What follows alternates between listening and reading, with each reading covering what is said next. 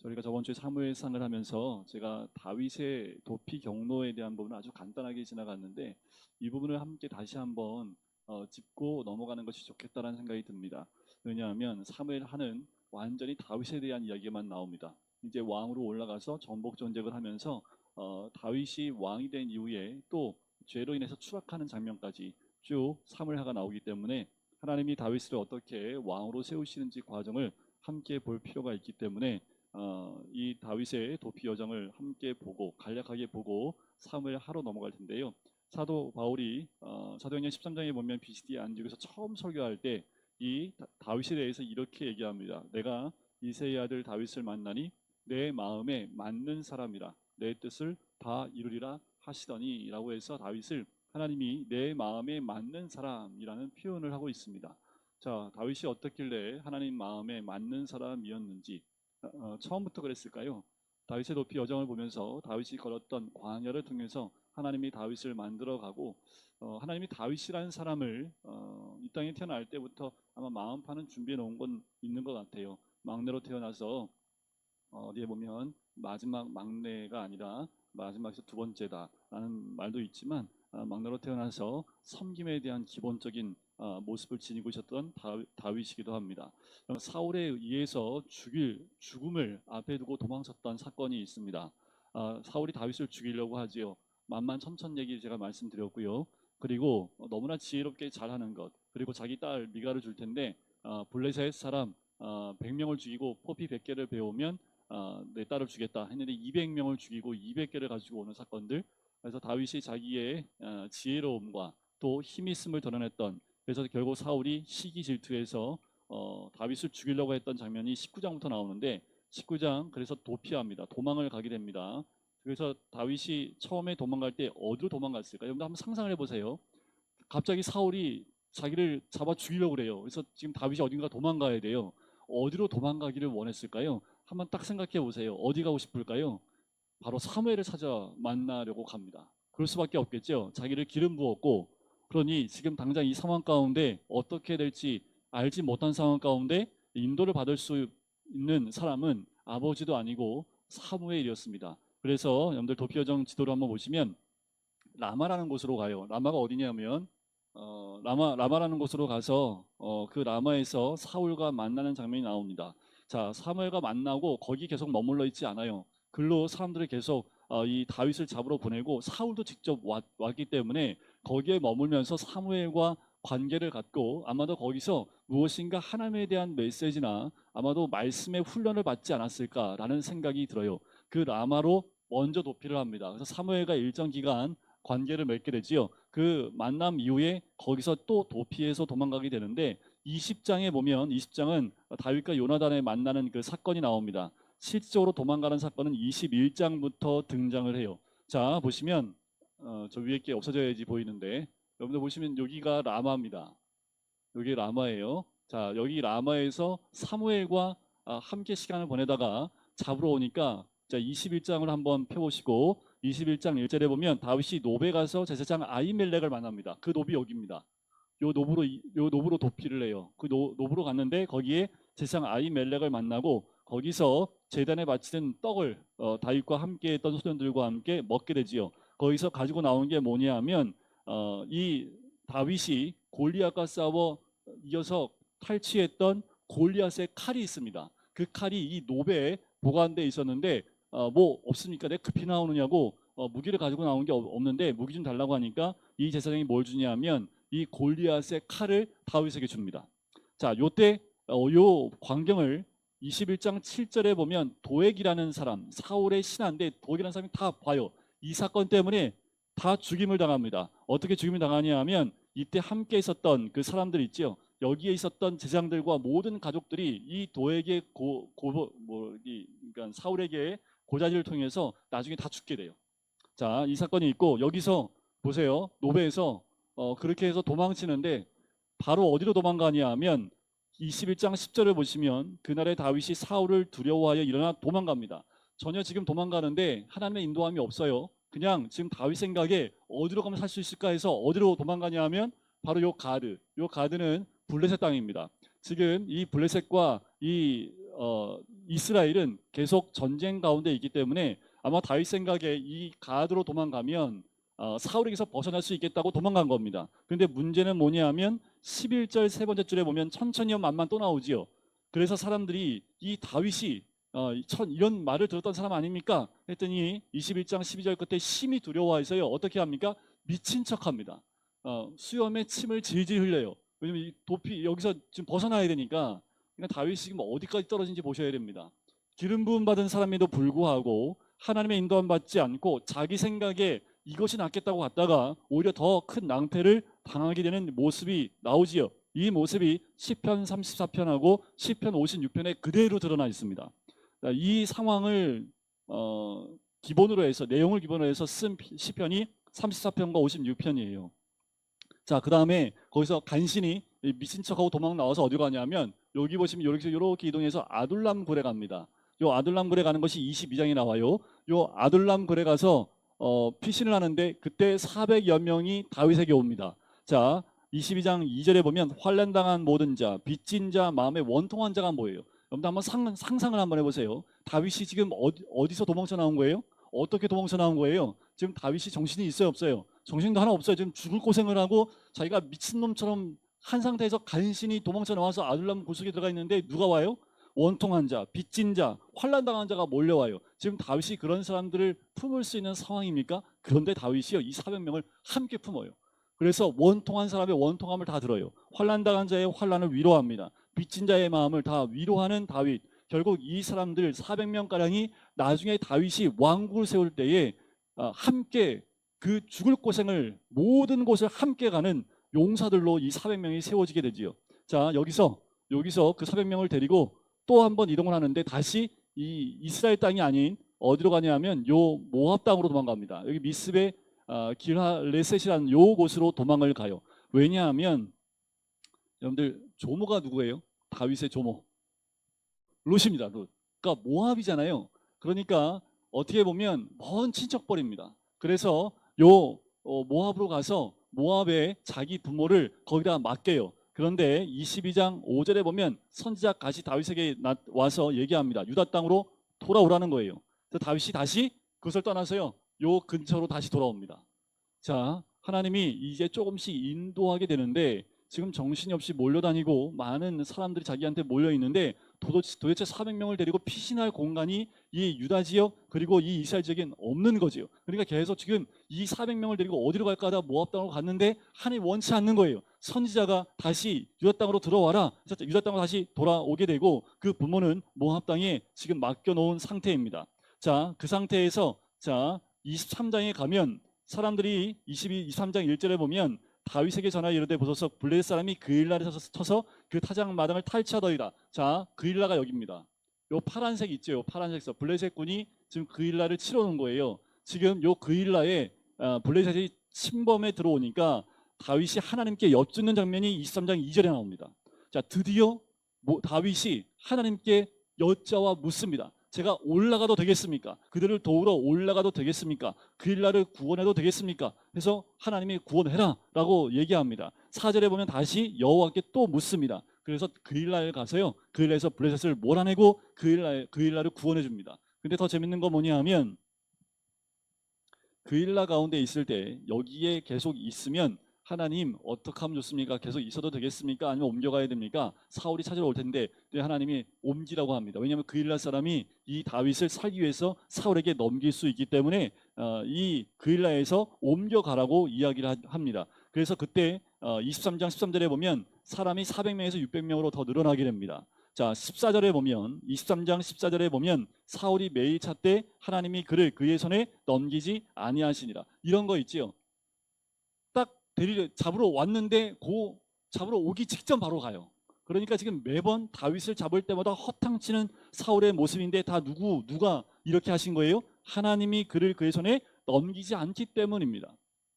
자, 그 다음에 다윗이 어디로 그일라에서 옮기냐 하면 요 그일라에서 요 밑에 있죠. 10이라는 곳에서 십광야로 이동하게 됩니다. 그 십광야 수풀에 머물러 있다가 거기서 다시 어디로 가냐면 10사람들도 또 이 다윗을 사울에게 넘기려고 하니까 마온 광야, 여기 십광야에서 요 밑에 있는 마온 광야로 움직입니다. 마온 광야에 갔다가 그러다가 마온 광야에서 사울이 또 쫓아왔어요. 그때 잡힐 뻔했는데 하나님이 블레셋을 통해서 이 이스라엘 땅을 치게 하십니다. 그래서 사울이 다시 이 블레셋과 싸우기 위해서 가요. 그래서 24장에 보면 어디로 또 이동하냐 하면 다윗이 요 마온 광야에서 요 엔게디라는 곳으로 이동을 합니다. 엔게디에는 굴이 굉장히 많아요. 굴이 많은데 굴이 들어가면 외통수가 아니라 굴이 연결되어 있습니다. 통로로 이렇게 연결되어 있어요. 그 엔게디에서 무슨 일이 있습니까? 사울이 잡으러 왔다가 용병보러 갔는데 다윗이 그 안에 있었지요. 그래서 다윗이 어떻게 합니까? 사울을 죽이지 않지요. 뭐라고 얘기하냐면 24장 6절에 보면 내가 손을 들어 여호와의 기름 부음 받은 내 주를 치는 것은 여호와께서 금하시는 것이니 그는 여호와의 기름 부음 받은 자가 됨이니라. 관점이 바뀝니다. 사울이 나를 죽이려고 하는 원수라는 관점이 아니라 하나님이 세운 사람이기 때문에 내가 손을 댈 수 없다라고 얘기를 하지요. 자, 그렇게 엔게디에서 다시 어디로 이동하냐면 밑으로 쭉 내려오면 요 맨 밑에 있는 바란 광야 있지요. 바란 광야로 내려옵니다. 여기서 그 유명한 나발이라는 사람을 만나고 그 안에 아비가일을 만나게 됩니다. 이 아비가일은 나발이 죽고 난 다음에 다윗이 아내로 맞이하는 사람이 이 아비가일, 굉장히 지혜로운 여인으로 등장을 하지요. 자, 거기서 다시 올라와요. 바란 광야에서 다시 올라와서 어디로 올라오냐면 요 하길라산 있지요. 십광야 근처에 있는 요 하길라산으로 이동을 합니다. 자, 가는 도중에 갈멜에 잠깐 들리기도 하지요. 하지만 이 하길라 산가에 왔는데 그때 또 사울이 와요. 근데 중요한 게 뭐냐면 사울을 왕을 중심으로 군사들이 다 진을 칩니다. 그 천막을 쳐요. 사울 왕을 보호해야 되기 때문에. 근데 다윗이 그의 군대 장관과 함께 이제 내려왔는데 다 잠에 골아 떨어진 상태에서 이 다윗이 바로 이 사울이 있는 그 천막까지 바로 갑니다. 그래서 거기 가서 창과 물병만 가지고 와요. 죽일 수 있음에도 죽이지 않습니다. 부하가 하나님 손에 넘겼습니다까지 얘기했지만 다시 한번 뭐라고 얘기하냐면 여호와의 기름 부음 받은 자를 치는 것을 여호와께서 금하신다라고 26장 11절에 얘기를 합니다. 여러분들 생각해 보세요. 지금 상황과 환경이 엔게디에 있는 그 굴이나 지금 여기에 있는 하길라 산 길가에 있는 이 상황 가운데 분명히 하나님 기회를 주신 거지요. 자, 그러면 우리는 어떻게 생각하냐면 얼떴구나, 이게 하나님 주신 기회구나 하고 이 기회를 덥석 잡을 텐데 하나님이 열어주신 기회인 건 맞지만 이것이 하나님 뜻에 맞는지 맞지 않는지를 분별하는 분별력이 다윗에게 있었다는 거예요. 자, 우리의 삶 가운데도 참 중요한 게 있는데 우리에게 길이 열어졌다고 해서 그 모든 길이 하나님이 기뻐하시는 길이 아닐 수 있다는 겁니다. 말씀 가운데 하나님 편에 서 있지 않으면 그것이 마치 하나님 주신 복처럼 보이지만 복이 되지 않을 수도 있다는 거지요. 근데 다윗이 쫓겨다닌다 할지라도 하나님의 뜻을 정확히 분별해서 이 사울을 죽이지 않습니다. 끝까지 자기 손에 피를 묻히지 않지요. 결국 여기서 어디로 이동하냐 하면 여기서 중요한 선택을 한 번 더 해요. 다윗이 27장입니다. 27장 1절에 보면 다윗이 그 마음에 생각하기를, 여기서 다윗의 생각을 잘못 먹지요. 이 한 번 생각한 것 때문에 7년 동안 더 다윗이 이스라엘 전체 사울 뒤를 이어 왕이 되는 기간이 7년이 더 뒤로 물러납니다. 자, 더 이상 이제 안 되겠다. 블레셋 사람으로 피하는 게 좋겠다 해서 다시 어디로 피해요? 요 가드로 피합니다. 이 가드 왕이 어떻게 해요? 그에게 이 시글라 땅을 줘요. 시글라 땅.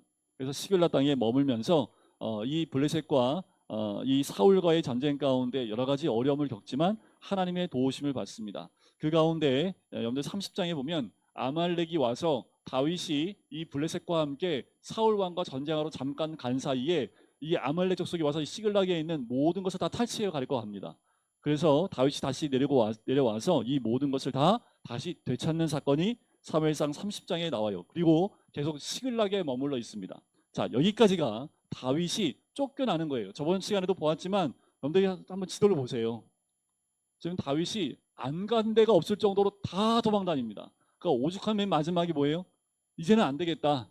사울 손에서 벗어나는 방법은 이 이스라엘 땅이 아닌 이방 땅으로 가야겠다 해서 가드라는 이곳에서 다시 블레셋 땅으로 도망쳐 나온 거가 된 거지요. 자, 거기서 시글락 땅에 머물러 있는 상태에서 누가 죽습니까? 사울이 블레셋과의 전쟁에서 죽게 됩니다. 그리고 사무엘 하로 들어가서 이 사울의 죽음의 소식을 듣는 것부터 사무엘 하가 시작되게 됩니다. 자, 여러분들 교재를 한번 보세요. 사무엘 하에 대한 걸 잠깐만 언급하고 중요한 포인트만 보고 우리가 사무엘 하로 바로 들어가겠습니다. 저자는 미상입니다. 사무엘상과 동일해요. 주제는 중요합니다. 신정 국가의 이상적 왕의 전형적인 모습인 다윗 왕을 통해서 하나님의 통치와 하나님 나라 왕권의 확장에 대한 부분이 주제입니다. 자, 이스라엘 백성이 왕을 원했지만 하나님이 다윗 왕을 통해서 진정한 하나님 나라, 하나님 통치가 무엇인지를 다윗을 통해서 보여주고 있다라는 거죠. 핵심 단어는 다윗 언약입니다. 그런데 사무엘하에서 다 까먹어도 사무엘하 7장만큼은 기억하고 있어야 돼요. 이 다윗 언약은 결국 예수 그리스도께까지 연결되어지는 언약이기 때문에 굉장히 중요합니다. 사무엘하 7장 다윗 언약, 이것은 꼭 기억하셔야 됩니다. 자, 내용은 한번 읽어보시면 돼요. 읽어보시면 될 것 같고요. 특징을 한번 넘어볼까요? 한 페이지만 더 넘기시면, 자, 사무엘상은 세 인물 중심이었다면 사무엘하는 다윗 개인사적을 중심으로 다윗의 이스라엘 통치에 그 초점을 맞추고 있다는 거죠. 그러니까 사무엘하는 다윗 얘기만 나온다고 보시면 돼요. 두 번째는 통치자를 목자에 비유한 최초의 기록이 나옵니다. 자, 5장에 그 부분이 나와요. 그리고 세 번째는 다윗 언약이 기록되어 있다는 것. 다윗 혈통에 태어날 메시아께서 영적 이스라엘에 대한 영원한 왕권 행사하실 것을 의미하는 그 내용이 7장에 기록되어 있다는 것 하고요. 네 번째는 하나님의 택한 자가 범죄하여 회개할 경우에 그 죄인은 용서하시지만 그 범죄에 대해서 철저한 징계를 하심을 다윗을 통해서 잘 보여주고 있습니다. 여러분들 지금 이 사무엘하가 총 24장까지 되어 있습니다. 24장까지 되어 있는데 그 중에 이 뒷부분 21, 22, 23, 24 4개 장은 부록입니다. 그러면 11장에서 바세바를 범하는 사건이 11장에 나와요. 11장부터 20장까지가 다윗의 범죄로 인한 사건들의 내용이 기록되어 있습니다. 그러니까 생각해 보세요.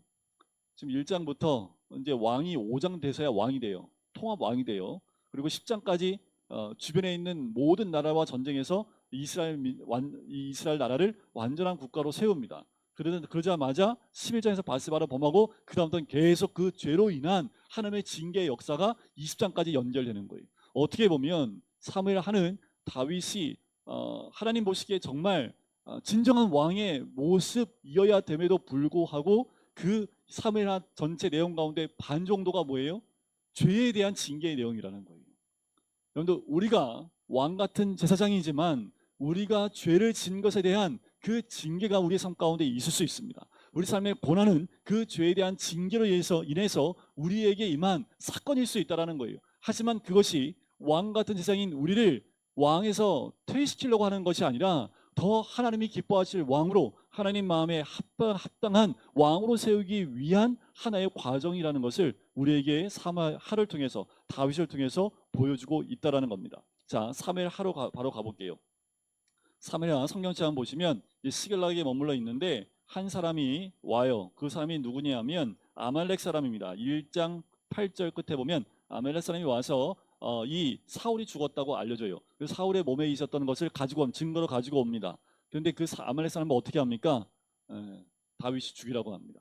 자, 보통 이 정도 되면 자기를 죽이려고 했던 원수인데 원수가 죽었다는 소식을, 그리고 그 사울이 죽을 때 내가 했습니다라고 말할 사람이 온다면 여러분들 어떻게 할까요? 이 사람은 와서 다윗에게 이 소식을 전할 때는 무엇을 기대했을까요? 상급을 기대했겠죠. 당신의 원수를 내가 처치했습니다 하면 잘했다 칭찬받을 줄 알았는데 오히려 죽임을 당합니다. 왜요? 기준은 어디에 있어요? 하나님께 있습니다.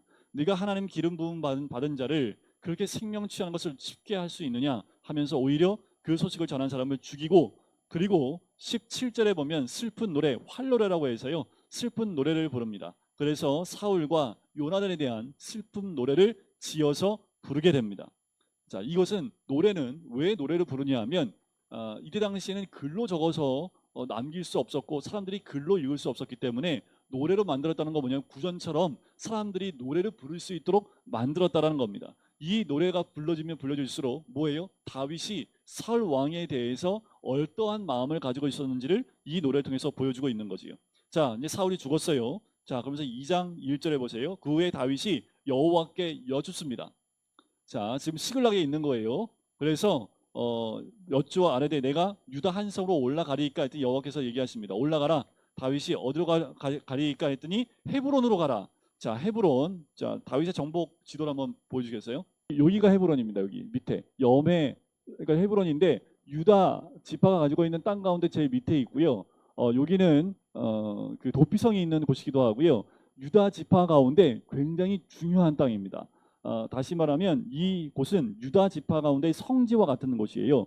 자, 헤브론은 이스라엘을 다스릴 중심지가 될 수 없는 남쪽 구석에 있는 유다 지파에선 중요하지만 이스라엘 전체를 봤을 때 어디에 있어요? 가장 남단에 위치하고 있기 때문에 이스라엘 다스릴 만한 장소는 안 됩니다. 자, 그런데 여기에 내려가서 유다 지파가 이 다윗을 기름 붓습니다. 자, 2장 4절에 보세요. 유다 사람들이 와서 거기서 다윗에게 기름을 부어 유다족 속의 왕으로 삼습니다. 자, 이러면서 나눠지게 되는 거예요. 사울의 아들 가운데 이스보셋이 왕 위로 올라가는데 지금 유다 지파는 빠지고 그 위에 나머지 지파는 사울 왕을 이어서 이스보셋을 왕으로 인정하게 됩니다. 그러니까 이제 전쟁이 북과 남이 나눠져서 전쟁을 하게 되는 거지요. 자, 8절에 보면 사울의 군사령관 넬의 아들 아브넬이 있습니다. 이게 이제 실질적인 권력 갖고 있는 아브넬인데 사울의 아들 이스보셋, 전쟁터에서 나간 세 아들이 죽었는데 그 말고 남은 이스보셋을 마하나임으로 건너가서 이를 왕으로 세웁니다. 자, 마하나임이 어디냐면요, 여기에요. 마하나임. 지금 요게 요단강이거든요. 여기 요단강인데 요단강이고 여기가 여리고인데 마하나임이 여기입니다. 요 마하나임은 여러분들 야곱 기억하세요?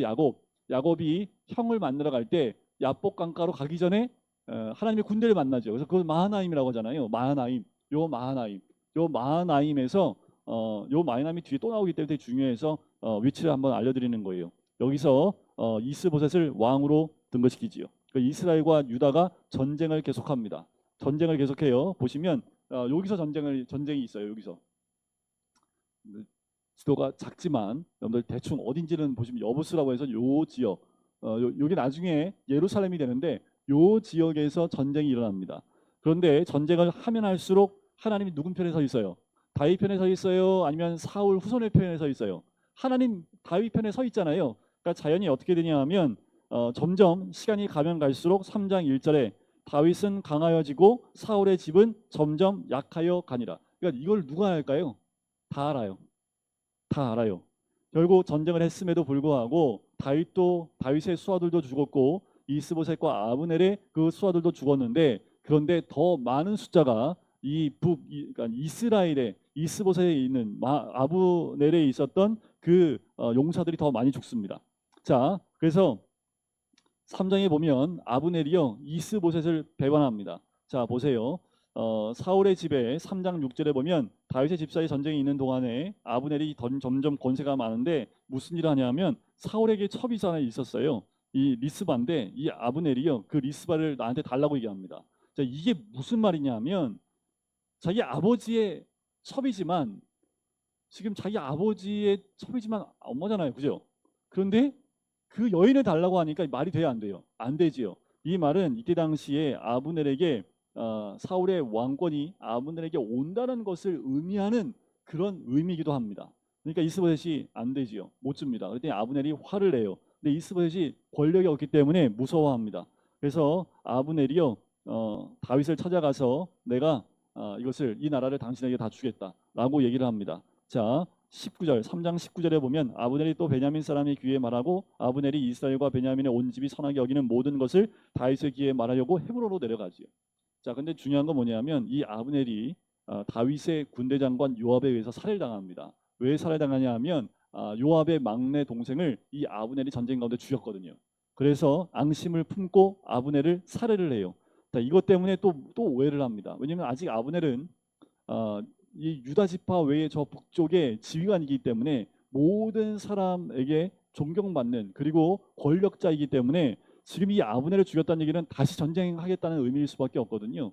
그래서 다윗이 뭘 하냐 하면 다시 아브넬의 죽음에 자기가 상관없다는 것을 애가를 지어서 또 이야기합니다. 3장 33절에 보면 왕이 아브넬을 위해서 애가를 짓지요. 눈물 흘리고 애가를 짓는 것을 보고 36절에 보면 온 백성이 보고 기뻐하며 왕이 무슨 일 하든지 무리가 다 기뻐하니라. 그러니까 백성들의 마음을 위로하고 있는 거지요. 지금 이 일은 내가 한 것이 아니라는 것을 애가를 통해서 백성들에게 보여주고 있습니다. 37절에 보면 이날에야 온 백성과 온 이스라엘이 넬의 아들 아브넬을 죽인 것이 왕이 한 것이 아닌 줄 알게 된 거지. 그러니까 어떻게 보면 다윗이 굉장히 지혜롭습니다. 그리고 실제로 이 애가를 부를 만큼 하나님 마음을 가지고 이 백성들을 대하고 있는 것을 볼 수 있죠. 자, 4장에서는 결국 이스보셋은 죽임을 당해요. 어떻게 죽임 당하냐 하면 반란군에 의해서 반란자 두 사람에 의해서 죽임을 당하고 그 두 사람이 이 이스보셋을 죽이고 난 다음에 다윗에게 옵니다. 다윗이 어떻게 했을까요? 그 두 명 죽입니다. 하나님 원치 않는 방법이고 너의 주인을 죽였다는 것 때문에 다윗이 그 두 명을 죽이게 됩니다. 그리고 5장에 가서 드디어 통일 왕국을 이루게 됩니다. 자, 5장 2절에 보면 하나님께서 얘기하신 게 나와요. 여호와께서 왕에게 말씀하시기를 내가 내 백성 이스라엘의 목자가 되며라고 얘기를 하지요. 3절 보세요. 5장 3절에 두 번째 줄에 보면 다윗 왕이 헤브론에서 여호와 앞에 그들과 언약을 맺음에 그들이 다윗에게 기름을 부어 이스라엘 왕으로 삼으니라. 여러분들 기름 몇 번 받았어요? 지금 다윗이 세 번의 기름 부음 받습니다. 첫 번째는 사무엘상 16장에서 사무엘에게 받았지요. 그리고 사무엘하 2장에서 유다 지파들 가운데 또 기름 부음 받았지요. 이제 5장에 가서 모든 지파들 가운데에서 기름 부음 받고 왕이 됩니다. 자, 4절에 보니까 다윗의 나이가 30세의 왕위에 올라 40년 동안 다스리지요. 5절 보니까 헤브론에서 7년 6개월 동안, 그러니까 전체 그 통합 왕으로 세워지기 전에 7년 동안의 시간이 더 걸렸다는 것을 볼 수 있지요. 아까 말씀드렸던 대로 이 이방 땅에 가 있다가 이렇게 시간이 더 오래 지연되게 된 거지요. 자, 그리고 제일 먼저 했던 것이 무엇이냐면 여러분들 여기 보시면 여부스라고 하는데 예루살렘 있지요. 아직 여부스 그 족속이 차지하고 있는 이 성인데 실제로 예루살렘 성은요 난공불락입니다. 어떻게 되어 있냐면 북쪽은 육지로 연결되어 있는데 동서남 이쪽은요 다 계곡 위에 있어요. 그러니까 밑에서 공격해 올라올 수가 없습니다. 그러니까 북쪽만 예루살렘은 성이 굉장히 탄탄합니다. 그쪽만 지키면 예루살렘은 점령을 시킬 수가 없어요. 자, 그래서 이 여부 사람들이 뭐라고 얘기하냐면 5장 뒷부분에 보면 8절에 보시면 다윗의 마음에 미워하는 다리 저는 사람과 맹인들을 치라 라는 얘기를 하지요. 이 사람들이라도 너를 물리치겠다. 이게 다리 저는 사람만 해도 너 다윗이 공격해 왔자 다리 저는 사람 맹인들도 너를 이길 수 있다 이런 얘기를 했거든요. 그래서 이 다윗이 어떻게 이 예루살렘 성을 그러니까 다윗 성을 빼앗게 되냐 하면 8절에 보시면 자, 그날에 다윗이 이르기를 누구든지 여부수 사람을 치거든 물 깊는 데로 올라가서 여기로 올라갑니다. 그러니까 이게 먼저 하수구예요. 그러니까 하수구가 있을 거 아니에요. 그러니까 군사들을 하수구를 통해서 거꾸로 올라가게 해서 그것을 통해서 문을 열어서 전쟁에서 승리하게 됩니다. 그 사건이 나오는 거지요. 그리고 난 다음에 이제 다윗이 그 주변에 있는 지역들을 다 점령하고 쳐서 이기게 되는데 자, 이 소식을 통합 왕이 됐다는 소식을 누가 듣냐면 블레셋이 들어요. 그래서 블레셋이 17절에 보면 17절, 18절, 19절에 블레셋이 이제 다윗을 만나러 옵니다. 지금 가드 왕이 다윗에게 시글락을 줬었잖아요. 그러니까 이 이스라엘을 자기의 속구로 만들기 위해서 온 거예요. 다윗이 하나님이 다윗에게 함께 하십니다. 두 번의 전쟁을 다 이기게 하셔서 결국 블레셋을 다 물리치게 하시고 블레셋이 점령하지 못하도록 공격하지 못하도록 만드세요. 그리고 난 다음에 가장 강한 나라인 블레셋을 승리하고 난 다음에 제일 먼저 했던 것이 6장의 법궤를 가지고 오는 거예요. 그 유명한 우사 아시죠? 우사. 3만 명을 모아요 다윗이. 그래서 법궤를 가지고 옵니다. 법궤를 가지고 오는데 어떻게 가지고 와요? 여러분들 우리가 지금 창세기부터 쭉 봤지만 하나님의 언약을 보면 레위 세 지파 가운데 한 지파가 이 법궤를 제사장이 이 어깨로 매서 움직여야 되는데 지금 여러분들 사무엘상에서 여러분들 보셨듯이 어떻게 블레셋에서 왔습니까? 새 수레를 그 소가 끌 때 법궤를 거기다가 얹혀서 가지고 왔죠. 그러니까 지금 다윗하고 사람들이 뭘 기억했냐면 그렇게 온 것이 기억이 나는 거예요. 그래서 어떻게 해요? 똑같이 새 수레에다가 소를 통해서 매어서 그 수레에 얹어서 지금 오고 있는 겁니다. 근데 가다가 보니까 소들이 뛰어요. 그래서 우사가 나곤의 타작 마당에서 궤를 붙들려고 손을 댔다가 죽게 되는 모습이 나오는 거지요. 그래서 결국은 무서워서 다윗성으로 모셔드리지 못합니다. 그래서 이 법궤를 어디다 두냐면 10절 끝에 보니까 오벳에돔의 집에 메어 가게 됩니다. 석 달이 있었는데요. 석 달 동안 하나님이 그 오벳에돔 집에 엄청난 복을 주십니다. 그런데 말씀만 이렇게 가지고 오셔도 법궤만 가지고 오셔도 이렇게 복을 주세요. 그러니까 이 소식을 누가 들었을까? 다윗이 들은 거예요. 그래서 다시 재정비를 합니다. 그리고 제사장들을 통해서 이 궤를 메어 걸어오게 됩니다. 이때 다윗이 너무 기뻐서 모든 백성 앞에서 춤을 추기 시작해요. 한나라 왕인데. 근데 어떻게 춤을 춥니까? 옷이 벗어질 정도로 춤을 춰요. 그것을 창가에서 미갈이 보고 있다가 업심여기지요. 그래서 그 얘기를 듣고 다윗이 얘기합니다. 21절에 6장 21절에 이는 여호와 앞에서 한 것이니라. 내가 여호와 앞에서 뛰놀리라 라고 얘기하지요. 결국 사울의 딸 미갈은요 죽는 날까지 그에게 자식이 없게 됩니다.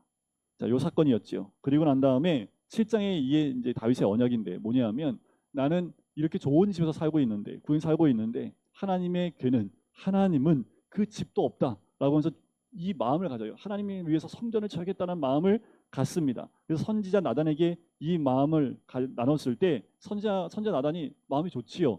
그런데 그날 밤에 4절에 보니까 여호와의 말씀이 나단에게 임합니다. 그래서 나단한테 얘기를 주지요.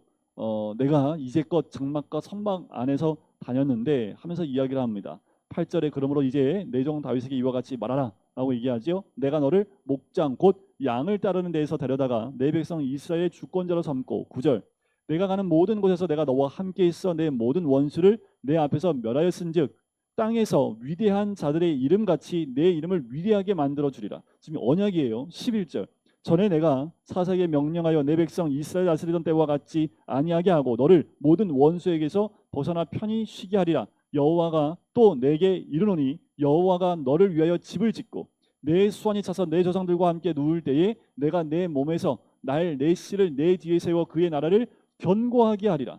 그는 내 이름을 위하여 집을 건축할 것이요 나는 그의 나라 왕위를 영원히 견고하게 하리라. 이게 누굴까요? 솔로몬이겠지요. 하지만 솔로몬만을 얘기하는 것이 아니라 그 후대의 예수 그리스도를 의미하는 말씀이기도 합니다.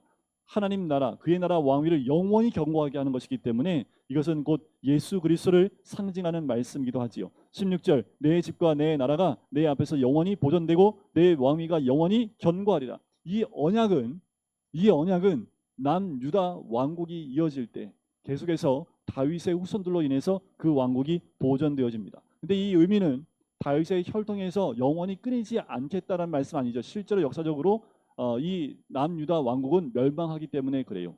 이것은 영적으로 예수 그리스도를 통해서 이루어지는 그 왕국을 의미하는 거겠지요. 그래서 18절부터는 다윗의 기도가 나옵니다. 28절 29절만 볼까요? 주 여호와여 오직 주는 하나님이시오며 주의 말씀들이 참되시나이다. 주께서 이 좋은 것을 주의 종에게 말씀하셨사오니 이제 청하건대 주의 집에 복을 주사 주 앞에 영원히 있게 하옵소서. 주 여호와께서 말씀하셨사오니 주의 종의 집이 영원히 복을 받게 하옵소서 하니라. 그래서 마무리 기도가 끝납니다. 그리고 8장 가서는 이제 다시 다윗이 전쟁을 일으켜서요. 지도 한번 보세요. 자, 이게 이제 주변에 있는 모든 걸 다 평정하는데 일단 블레셋과의 전쟁에서 한 번 더 승리하고요. 이 모압 땅에서 가서 또 승리를 하고요. 요 밑에 에돔도 전쟁에서 또 승리하고요. 저 위에 아람과 암몬의 연합군을 완전히 다 회파시켜 버립니다. 그리고 이쪽까지 완전히 그러니까 다윗이 왕이 되고 전 지역 이 주변에 있는 모든 강대국들을 다 다윗이 전쟁에서 승리하게 됩니다. 대단하지요. 모든 전쟁에서 하나님이 승리케 하시는데 다 하나님께서 이기게 하세요. 가는 곳마다 하나님이 이기게 하시는 역사가 있습니다. 자, 이제 9장은 무비보셋 이야기인데 좀 넘어가고 10장에 가서 자 암몬과 아람 여기 아람과 암몬의 연합군과의 전쟁이 있습니다. 전쟁에 나가는데 자 요압이 전쟁에 나가요. 그런데 다윗은 전쟁하러 나가지 않습니다. 그것이 지금 다윗이 넘어지는 첫 번째 위험 아니면 가장 큰 위험이겠죠. 11장 1절입니다. 그 해가 돌아와 왕들이 출전할 때 자 이게 뭐냐면요. 이때 겨울이 굉장히 추워요. 그래서 전쟁하다가 겨울 오면 암암리에 전쟁을 멈춥니다. 왜냐하면 한겨울에 하면 다 힘드니까 그래서 전쟁할 때가 이제 봄이 오면 전쟁을 하고 한겨울에는 전쟁을 피합니다. 그냥 잠정적으로 휴전을 하는 거예요. 그래서 그 해가 돌아와 왕들이 출전할 때 전쟁할 때가 됐을 때 또 요압과 그 장군들이 왕으로 전쟁하러 출전을 합니다. 그때 다윗은 뭐 하고 있어요? 다윗이 전쟁에 출전하지 않습니다. 왕이 전쟁에 대해 왕들이 출전할 때인데도 불구하고 그가 뭐예요? 낮에 자고 저녁 때쯤 일어나고 다 아시죠? 그냥 이게 뭐 할 일 없으니까 밤에 일어나서 이렇게 위에서 왔다 갔다 하는데 밑에 아름다운 여인이 뭐 이렇게 씻고 있어요. 그곳을 보고 욕정이 생겨서 데리고 와서 범하게 되지요. 자, 근데 여기서 우리가 한 가지 알 게 뭐냐면 그 우리아의 아내 밧세바인데요. 이 여인이 자 보면 한 여인이 목욕을 하는데 심히 아름다워 보이더라라고 11장 2절에 나옵니다. 자 이게 뭐냐면요. 여인들이 한 달에 한 번씩 오는 날이 불결하기 때문에 몸을 정결케 하게 하는 의식 가운데 하나예요. 이 모욕하는 게. 그렇다면 여러분들 좀 생각해 보면 이때 분류를 했을 때 아기가 생길 가능성이 가장 적습니다. 왜냐하면 이제 몸을 정결케 하고 바로 다음이기 때문에 이때가 가장 안전한 때인데 이때 분류를 하고 난 다음에 뭐예요? 5절에 임신을 바로 하지요. 그러니까 죄에 대한 열매가 바로 맺히게 됩니다. 이건 뭐일까요? 하나님이 사인을 준 거예요. 회개하고 돌이킬 수 있도록 하나님이 역사하셨음에도 불구하고 다윗이 어떤 머리가 돌아가냐 하면 그 남편 우리아를 전쟁터에서 데리고 오게 합니다. 그 술을 먹이고 아내에게로 들어가게 만들어요. 근데 우리아가 들어가요, 안 들어가요? 굉장히 충신이에요. 다른 나의 동료들은 다 전쟁터에 있는데 어떻게 내가 집으로 들어가 쉴 수 있겠느냐. 술을 진탕 먹어도 집에 들어가지 않습니다. 2번이나 했는데 2번 다 안 들어가요. 그래서 이 우리아한테 편지를 써서 요압에게 보냅니다. 어떻게 해요? 우리아를 전쟁터의 맨 전방에 배치시키고 그리고 싸울 때 우리아만 남겨놓고 다 빠지라고요. 결국 우리아는 전쟁터에서 다윗의 계계를 통해서 죽게 됩니다. 그게 11장에 나오는 전반 내용이에요. 자, 그리고 11장 27절 보세요. 27절 끝에 다윗이 행한 그 일이 누가 보시기에 악하다고요? 여호와 보시기에 악하다고요. 여러분들 우리가 죄를 짓는 건요, 내 죄가 아니라 여호와 보시기에 죄를 짓는 겁니다. 자, 12장에 가면 여호와께서 나단을 다윗에게 보내세요. 그 유명한 이 12장은 시편 32편 51편의 근간이 되어지는 말씀입니다. 나단이 책망을 해요. 한 가지 비유를 얘기를 합니다. 그 비유를 하고 난 다음에 다윗이 이제 화가 나서 그럼 당장 잡아 죽여라. 그랬을 때 나단이 뭐라고 하냐면 그 사람이 바로 당신입니다 라고 얘기를 해요. 그때 다윗이 어떻게 했을까요? 꼬꾸라집니다. 그리고 회개하기 시작을 합니다. 자기의 죄를 회개하기 시작을 해요.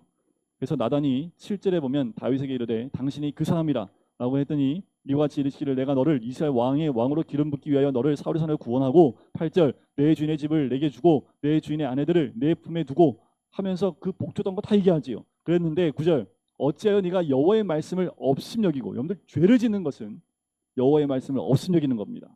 나 보기에 악을 행하였느냐. 10절 이제 네가 나를 업심여기고. 지금 다윗이 하나님을 언제 업심여겼어요? 그런데 다윗이 밧세바를 범하는 그 사건 자체가 누구를 업신여기는 거예요? 하나님을 업신여기는 거예요. 우리가 죄를 짓는 것은 하나님을 업신여기는 것과 마찬가지로 하나님 보신다라는 거예요. 그래서 하나님이 네 가지를 책망하시고 네 가지에 대한 부분을 얘기했습니다. 칼이 떠나지 않을 것이고 내 집에 재앙을 일으킬 것이고 세 번째 내 아내들이 더불어 백주에 동침하겠다. 11절 끝부분에 나오죠. 그리고 네 번째 14절 끝에 당신이 낳은 아이가 반드시 죽으리라. 근데 밧세바가 출산을 했어요. 근데 그 아이가 병에 걸리지요. 결국 죽어요. 그 사건이 12장에서 계속 연결이 됩니다. 결국 이 밧세바를 위로하고 다윗을 통해서 아이를 더 낳게 되죠. 그렇게 나온 아이가 솔로몬입니다. 24절에 나오지요. 솔로몬을 낳게 돼요. 그리고 다윗이 이제 라파를 쳐서 점령하는 그 전쟁터로 나가게 됩니다. 결국 전쟁에서 다 승리하고 돌아오지요. 다시 이 사건 이후로 자기가 있어야 될 위치로 돌아가요. 자기의 위치에 있어야 될 위치를 벗어나니까 죄를 범하게 되는데 그 죄를 회개하고 돌이키니까 다시 원래에 있어야 될 자리로 돌아온다는 거지요. 그러면서 13장부터 문제가 생기기 시작합니다. 뭐냐면 자기의 맏아들 장남이 암논이 배달은 형제인데 딸이에요. 다윗의 딸인 다말입니다. 그러니까 형제지간이잖아요. 근데 이 암논이 다말을 범해버립니다. 사랑한다는 말을 했지만 실질적으로 자기 욕정을 채우는 것으로 이 다말을 범하게 돼요. 근데 그 다말의 동생이 누구냐면 형제가 누구예요? 압살롬입니다. 근데 중요한 건 뭐냐면 이 소식을 들은 다윗의 모습이에요. 자, 내 자녀들이 이런 근친상간을 범하게 되면 어떻게 해요? 법대로 해야죠. 하나님 율법대로 처리를 했으면 괜찮았을 텐데 다윗이요. 이 13장 21절 보세요. 다윗이 이 모든 일을 듣고 심히 노하니라 끝. 13장 21절에 보면 그냥 그걸로 끝나요. 분노만 하고 일을 교정하지 않고 교정하지 못하는 다윗의 모습이 와요. 왜일까요? 자신의 죄에 대한 기억이 이를 절단하지 못하게 해요. 이 전쟁터에 나갔을 때는 굉장히 철저하게 하나님 말씀대로 순종했던 다윗이지만 자기 가족 문제, 자기 죄로 인하여 역사되어지는 이런 사건들 가운데 철저하게 말씀대로 행하지 못하는 모습. 그래서 압살롬이 어떻게 합니까? 이 암논을 죽여버립니다. 그러니까 어떻게 해요? 형제들끼리 죽이는, 배다른 형제들끼리 죽이는 사건이 나와요. 그래서 어떻게 해요? 압살롬을 죽이고 도망가요. 어디로 도망가냐면 구슬왕 달메에게로 도망가는데 압살롬에게는 외할아버지입니다. 그것으로 도망가 버립니다. 자, 14장에 넘어와서 요압이요 왕을 보니까 압살롬을 그리워하고 있는 것 같아요. 그래서 압살롬이 꾀를 내서 요압이 꾀를 내서 압살롬을 다시 돌아오게 해줍니다. 근데 돌아오긴 했는데 문제는 뭐냐면 안 만나줘요 다윗이. 자, 14장 뒷부분 한번 가보실까요? 14장 28절에 보니까 압살롬이 이태 동안, 이태는 2년 동안이죠, 예루살렘에 있을 때 왕의 얼굴을 보지 못합니다. 그러니까 그리워해서 데리고 왔는데, 그래서 압살롬이 왔는데 뭐라도 왔으면 혼내든가 뭐 감옥에 집어넣든가 아니면 위로를 하든가 뭐 죄에 대한 뭘 하든가 해야 되는데 만나주질 않는 거지요. 압살롬 마음이 그 아버지 다윗에서 돌아서게 됩니다. 그래서 뭘 준비하냐면 압살롬이 반역을 준비합니다.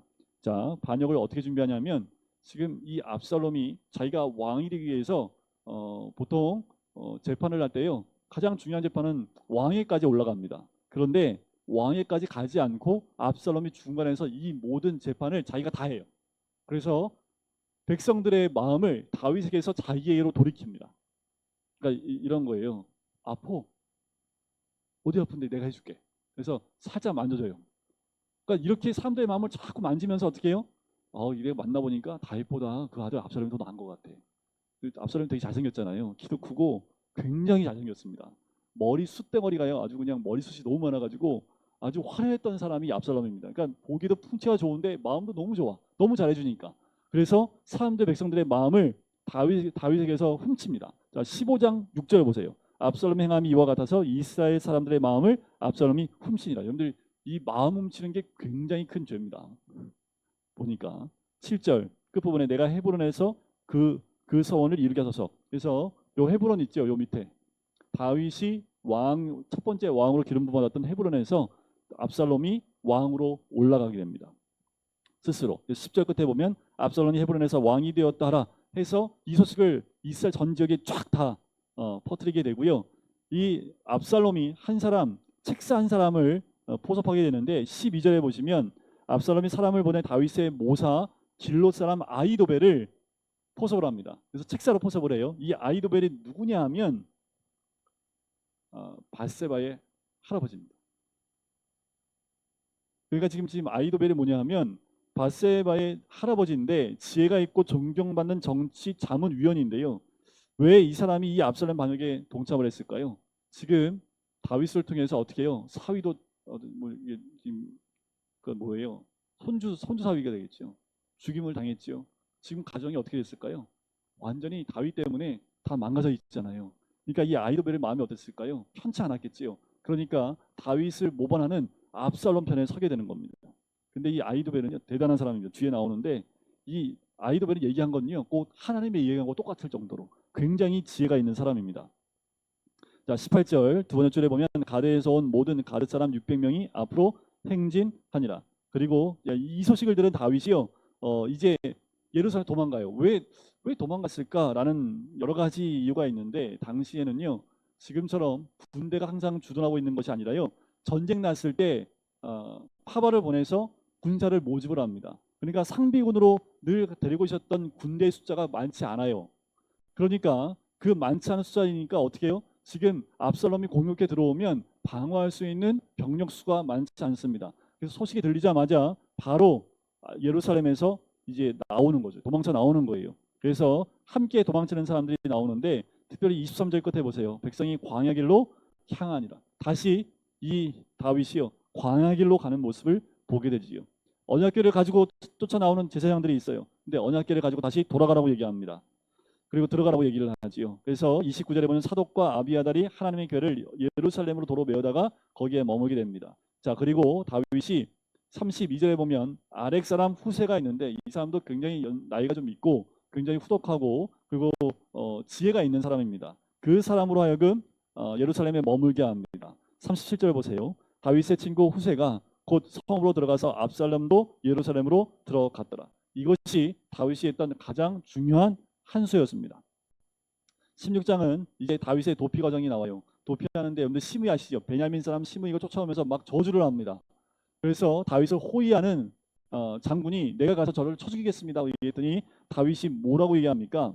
11절 내 몸에서 난 아들도 내 생명을 헤아리려 하거든 하물며 이 베냐민 사람이랴 여호와께서 그에게 명령하신 것이니 그가 저주하게 버려두라. 이게 다윗입니다. 이런 상황도 하나님 허락하신 것이라면 내가 다 듣겠다라는 거예요. 그 저주를 다 듣습니다. 혹시 여호와께서 나의 원통함을 감찰하시리니, 오히려 하나님이 이 모든 소리를 들으시고 나의 원통함을 감찰하시지 않겠느냐. 오늘 그 저주 때문에 여호와께서 선으로 내게 갚아 주시리라. 그 생명을 그렇게 존귀하게 여겼고 하나님의 뜻에 더 민감하게 반응했던 사람이 다윗입니다. 자, 23절 한번 보세요. 이제 압살롬이요 입성을 하고요, 후세가 만나고 난 다음에 그때 아히도벨이 베푸는 계략은 사람이 하나님께 물어서 받은 말씀과 같은 것이, 이거 어떤 사람인지 아시겠죠?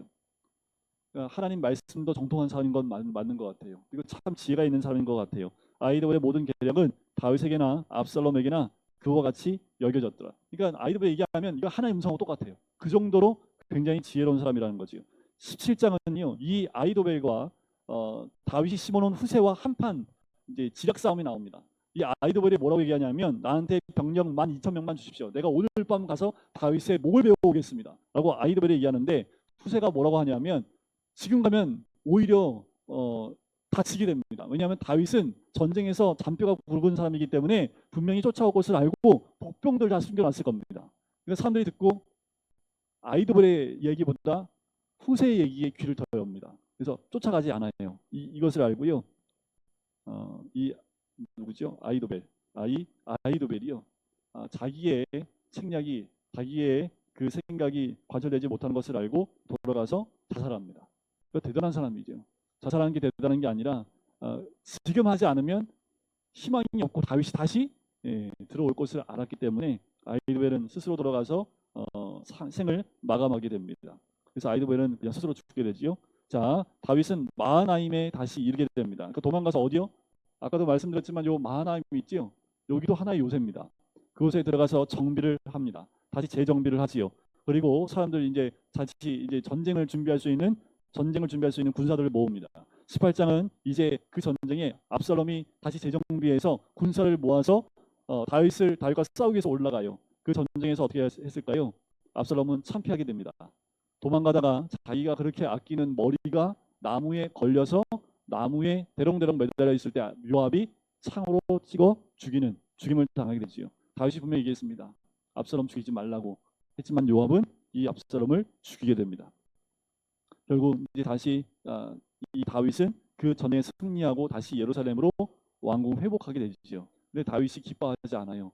그래서 요압이 다윗을 책망합니다. 당신이 이렇게 승리하고 돌아왔는데 슬퍼하시면 이 전쟁에서 목숨 걸고 싸운 이 용사들은 어떻게 합니까? 이 말을 듣고 용사들을 다시 이렇게 환대하고 이야기하는 부분들이 이제 19절에 나오지요. 시므이가 얘기 나오죠. 시므이는 죽이지 않습니다. 나중에 솔로몬이 죽이게 되지요. 이 내용이 이제 19장까지가 그 다시 왕궁으로 돌아온 내용이고요. 20장에는 다른 세바라는 사람이 있는데 반란이 있었던 내용들이 20장에 나옵니다. 자, 그러면서 이 다윗에 대한 이야기는 여기서 역사적인 시간적 흐름 여기서 끝나요. 자, 21장부터 24장까지의 내용은 부록 같은 이야기입니다. 총 5가지 이야기로 기록되어져 있는데 그 5가지 이야기를 통해서 다윗에 있었던 사건들을 좀 정리를 하고 있습니다. 첫 번째가 뭐냐면 기브온 사건이에요. 사울 왕 때 기브온 사람을 죽여서 다윗 왕 때에 3년 동안 기근이 임합니다. 이 사건 아마 기억나실 거예요. 그래서 다윗이 사울 그 후손들 가운데 죽일 수 있도록 사람을 내어주는 사건이 그 뒤에 나오지요. 그리고 21장 15절부터는 블레셋 거인들과 싸웠던 다윗 용사 이름이 나옵니다. 22장은요 다윗의 노래가 나와요. 다 전체가 다윗의 노래입니다. 다윗의 노래, 이거는 시편 18편에 나와 있는 다윗의 승전가의 노래이기도 합니다. 그리고 23장에는 다윗과 함께했던 용사들의 이름들이 쭉 나열이 됩니다. 자, 그리고 24장에 가면 인구조사했던 사건이 나와요. 자, 요게 뭐냐면, 자, 21장의 앞부분에서 기브온 사람을 죽인 것 때문에 기근이 임했던 그런 고난이 있지요. 24장에는 인구조사로 인한 고난이 오지요. 그리고 그 앞에서는 블레셋과 싸웠던 용사들의 이름이 있었고, 뒷부분에 23장에는 다윗과 함께했던 용사들의 이름이 있지요. 그러니까 이게 지금 앞뒤가 데칼코마니처럼 이렇게 딱 접어놓으면 딱딱 맞아 떨어지는 사건들입니다. 뭘 중심으로요? 다윗의 노래 중심으로 앞뒤의 사건이 딱 겹쳐집니다. 그런 방향으로 이 뒷부분은 기록되어 있다라고 보시면 돼요. 특별히 24장 한번 보실까요? 24장 1절에 보면 인구조사가 나오는데 여호와께서 다시 이스라엘을 향하여 진노하사 그들을 치시려고 다윗을 격동시키사. 자, 이게 똑같은 사건이 역대상 21장에 나오는데 거기는 사단이 그 마음을 격동케 한 것으로 나오지요. 이스라엘과 유다의 인구조사를 하게 합니다. 요압이 반대합니다. 우리가 인구가 많아서 군사가 많아서 승리한 거 아닌데 하면서 요압이 옳은 말을 하지요. 하지만 다윗이 재촉을 합니다. 그래서 가서 이 인구조사를 해요. 그래서 9절에 보니까 칼을 뺄 수 있는 사람이 80만 명, 유다에서만 50만 명이었더라. 근데 이 소식을 듣고 난 다음에 10절에 보니까 다윗이 백성을 조사한 후에 그 마음에 자책하고 다윗이 여호와께 아뢰되 내가 이를 행한 것이 큰 죄를 범하였나이다 라는 거지. 결국 선택하게 합니다. 세 가지. 여호와의 말씀 선견자 가세게 임하지요. 그래서 세 가지를 볼 텐데 그 중에 하나를 택하십시오. 첫 번째, 왕의 땅에 7년 기근이 있을 것이리까. 두 번째, 석 달 동안 쫓겨 다니시겠습니까? 세 번째, 사흘 동안 전염병이 있겠습니까? 자, 세 가지 중에서 이게 다윗이 경험해보지 않은 게 하나 있어요. 지금 두 가지는 경험해봤습니다. 근데 너무 비참해요. 그러니까 전염병을 선택합니다. 사흘 동안 전염병이 임하는 것. 이것 때문에 사흘 동안 전염병이 임해서요. 15절에 보니까 7만 명이 죽게 됩니다. 그리고 이 전염병으로 인해서 이제 마지막 전염병에 보면 16절, 17절, 18절에 보면 천사가 예루살렘을 향해 그 손을 들어 멸하려 하더니 여호와께서 이 재앙 내리심을 이제 뉘우치시고 백성을 멸한 천사에게 이르되 족하다라고 얘기하지요. 그 천사들이 어디 있어? 여호와 사자가 여부스 사람 아리우나의 타작마당 곁에 섭니다. 여기서 제사를 지내게 됐지요.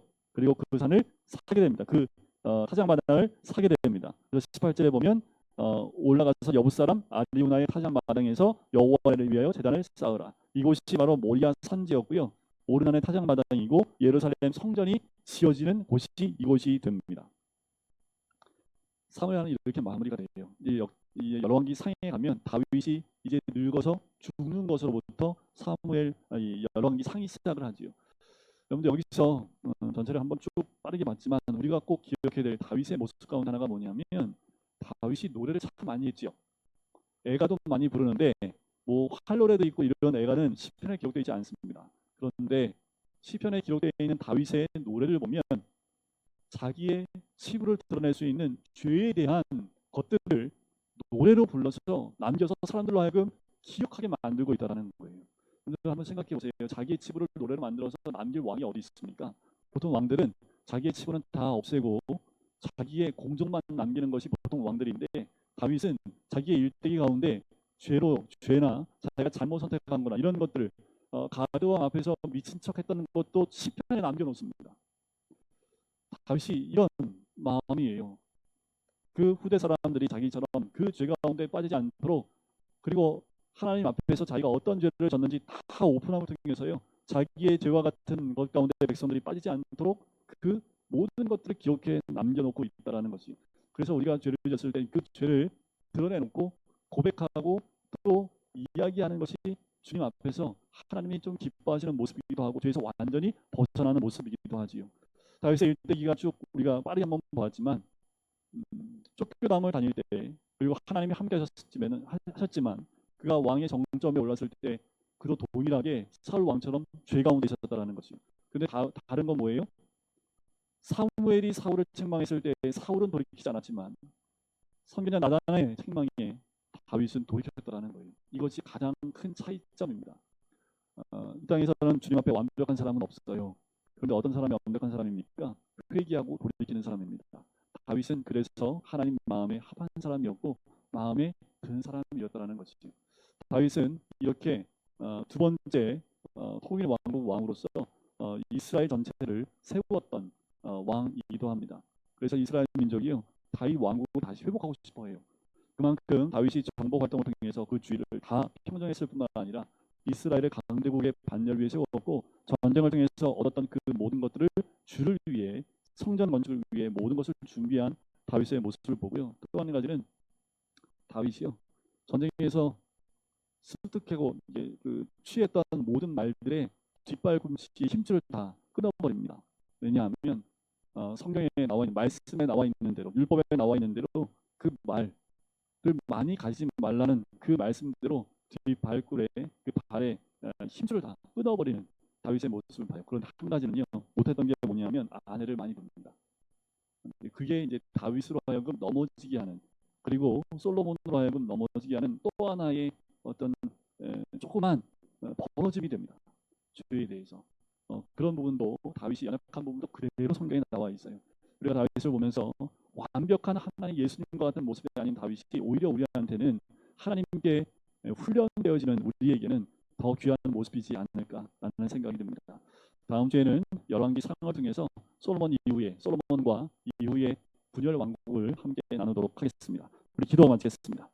사랑해 주님 감사합니다. 하나님, 다윗이 왕으로 세워지기 전에 광야를 수없이 다니고, 또한 왕으로 세워지는 모든 과정들과 왕으로서의 정복 전쟁과 또한 왕이 이후에 그가 범했던 그 모든 죄악들의 모든 것들을 낱낱이 함께 나눌 수 있게 해주심을 감사합니다.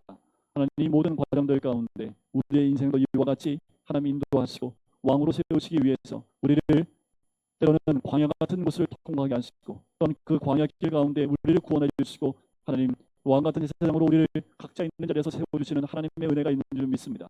우리가 어느 곳에 있든지 주님만 의지하며 늘 우리가 있어야 될 곳에 머물며 하나님의 인도함을 받을 수 있는 하나님의 사람들이 될 수 있도록 축복하여 주시옵소서. 감사드리며 예수 그리스도의 이름으로 기도드립니다. 아멘.